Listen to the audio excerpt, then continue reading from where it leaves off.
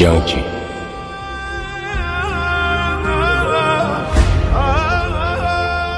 Badaviy tarixiy asar.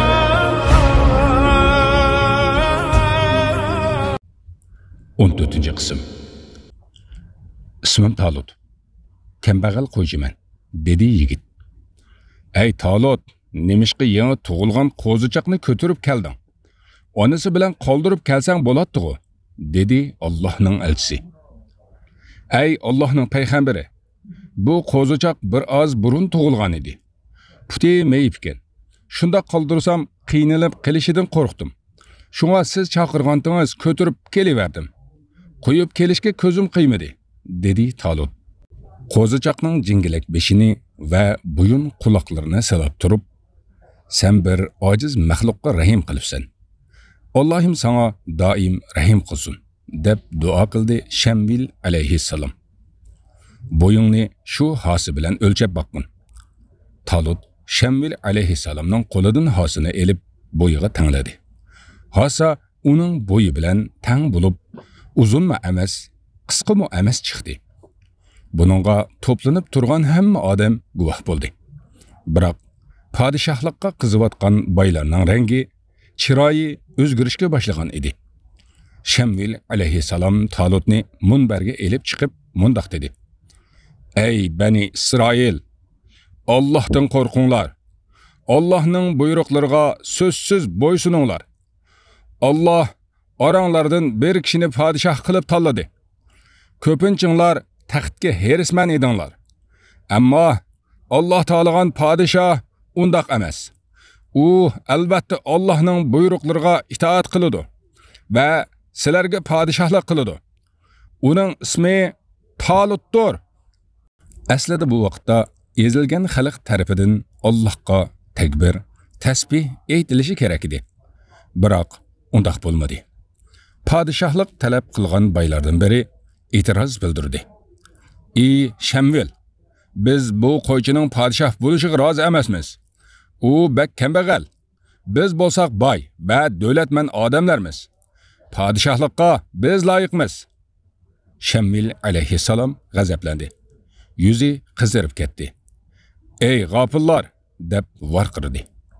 Sizlarga aytamanki, sizlar nodon qavm ekansizlar. Qasimini unutquchi xalqsizlar.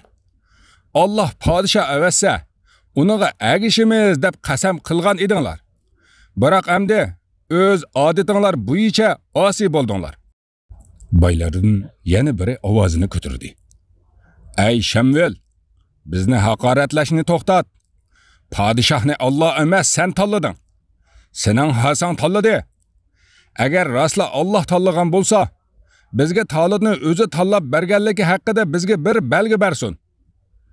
Halinglarga voy sizlarga ey Bani Isroil. Allohning payg'ambaridan yordam so'rab kelasizlar. Uningga iymon keltirsizlar. Ammo uningga ishonmaysizlar, dedi Shamvil alayhissalom. Musa alayhissalomga ham shundoq muomala qilatdinglar. Bilinglarki, Alloh kimni xolisa, podshohlikni shuningga beradi. Fazilat mol dunyo emas, fazilat ilmdir. Talut sizlardan bakroq ilmlik va polvondir. Alloh izzat, ilm va ikrom egasidir. U sizlarga Talutni podshoh qilib tanladi. Pat arada bir ilohiy belgi avatib, Talutning podshoh ekanligini ko'zinglarga ko'rsatdi. Ammo buningdan sizlar qechib qutula olmaysizlar. Shuni yaxshi bilinglarki, hammanglar tarqalib, atiganda kelinglar. Allohning mo'jizasini ko'rsizlar. Shamvil alayhissalom shundoq deb munbardan tushib o'z uyiga ketdi. Odamlarning ba'zilari baylarning qilgan qiliqlaridan afsuslandi. Ba'zilar qo'rqdi. Ba'zilar hech qanday ta'sirlanmadi. Saqib Qoba o'z shahriga yuzlarcha asirlar to'galarda bir qancha o'ljalar bilan kirib keldi. Xiyolidagi pilotlar uningga birdam xotirjamlik bermayotdi. Shaharning vayrona tusga kirib qolganligini bildi. Ko'chalar nihoyat maynatlashgan. Shahar bo'ylab oqadigan o'stanglar axlatga to'lgan. Odamlar ham savdoyiga o'xshagan edi. Ko'pchilik aysh ishratga berilib, mast bo'lmagan odamni tepish tas edi. Hamma kishi o'yin tomosha bilan mast edi. Naqshchilar, usulchilar, shoir va sehr gaplar ko'paygan, birarsida mehnatga qiziqish qolmagan va hayotda ma'no mazmun topolmagan xaloyiq shaharning har yerida aroq sharoblarni ichib, sochilarga kuy chaldirib, usulchilarni o'yinlayotgan edi. Orada sehr gaplar o'tirg'i chiqib, har xil tuturuqsiz gaplarni aytib, odamlarni kuldirmoqchi bo'layotdi. Saqib G'oba shu manzara ichida o'tib ketib, mamnun bo'ldi. Burun odamlar uni ko'rganda tizlanishidan lazzatlanadi. 10 yillik jang jidalda qilgan urushni ko'z-ko'z qilib, Musa bu narsalardan nafratlanadi. Ammo odamlar yaxshi ko'radi. Xushalliqqa nima yassun deb o'yladi. Saroyga kelganda 40 kunlik bayramga buyruq berdi. Shaharning asosiy ko'chalarini tozalashga buyurdi. Boshqa joylar shart emas.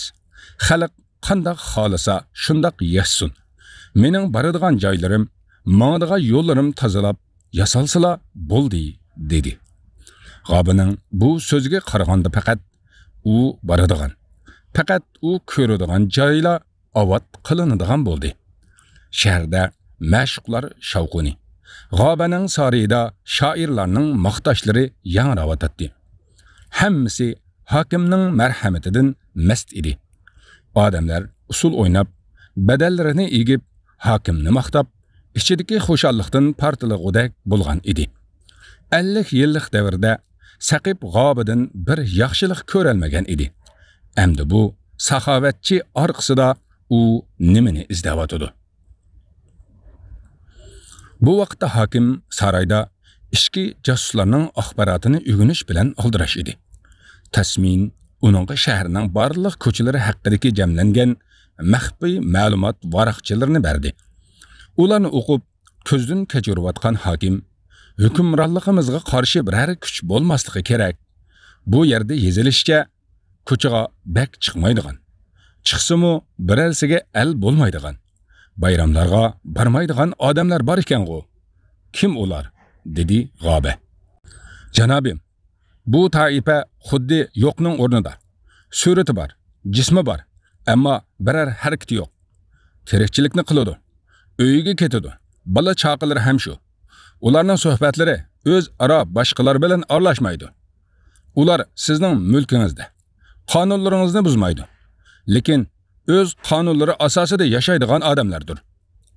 G'oba bir minut o'yg'ib patdi.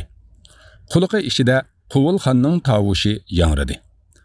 Ey G'oba, sening qonuning bilan yashimasa, ular sening dushmaningdir. Ular sen xohlagandek yashar. Tasmin, dedi hokim.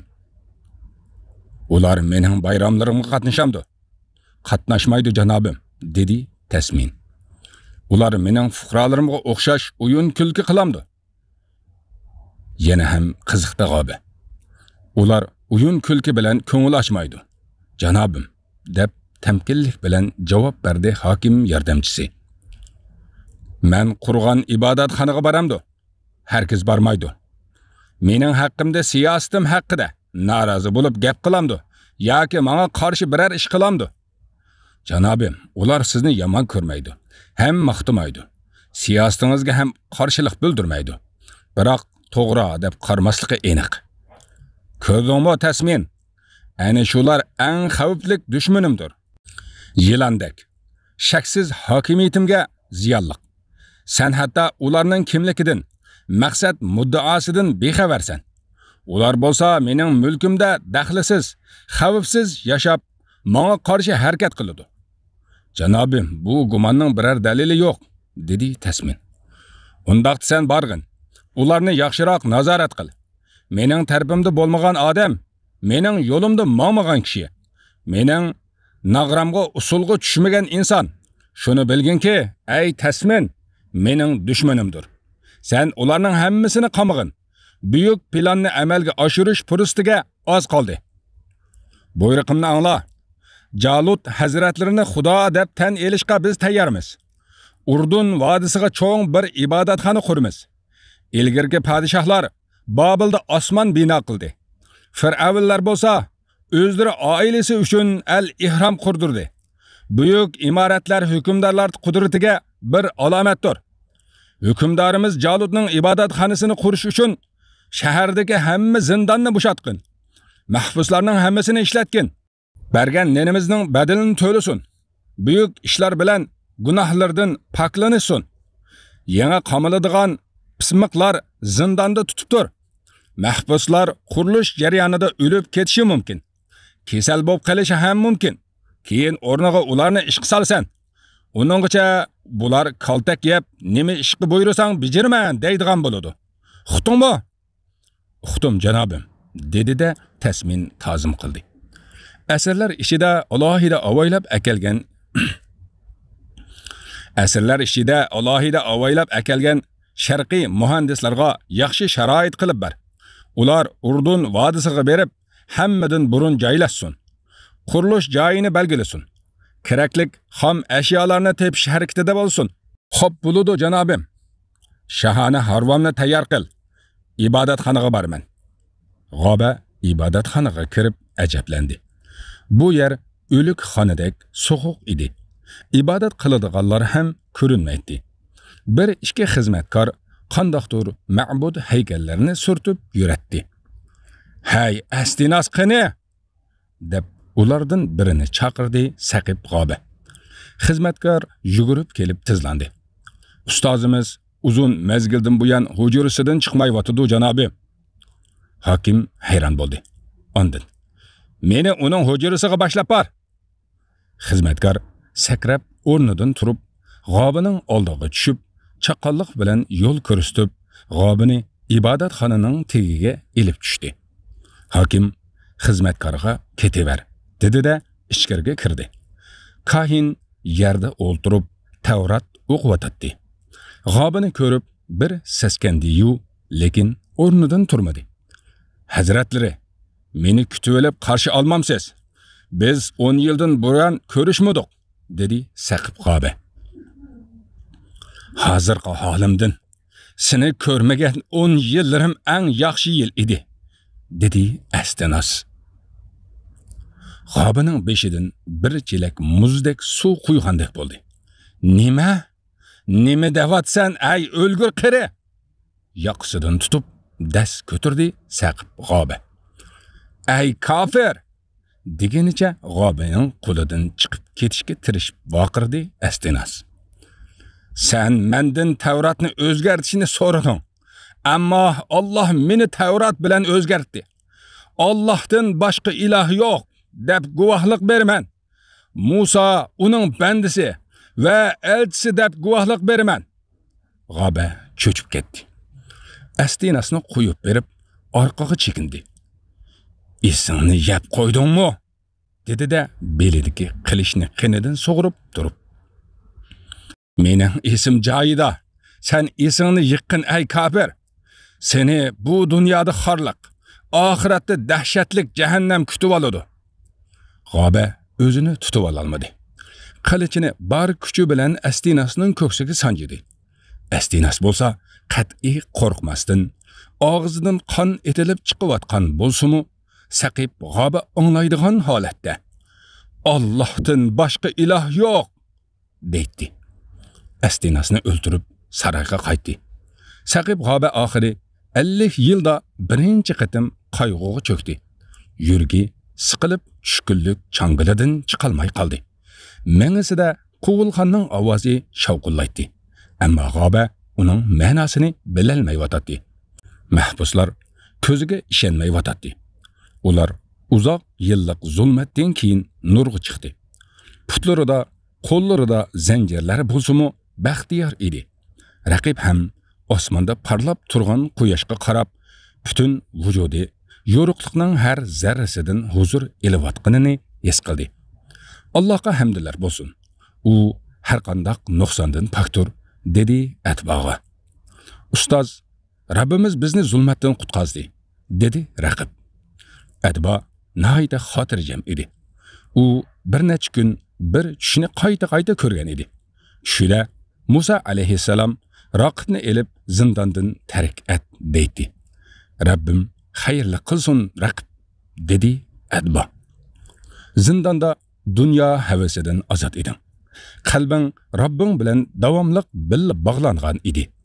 Endi bo'lsa, dunyo zinati, orzusi seni Allohdan to'sidi. Bu imtihonlarning cho'ngidir. Bu zindondan bakroq eg'ir sinoqdir. Shuning uchun Rabbingni doim zikr qil.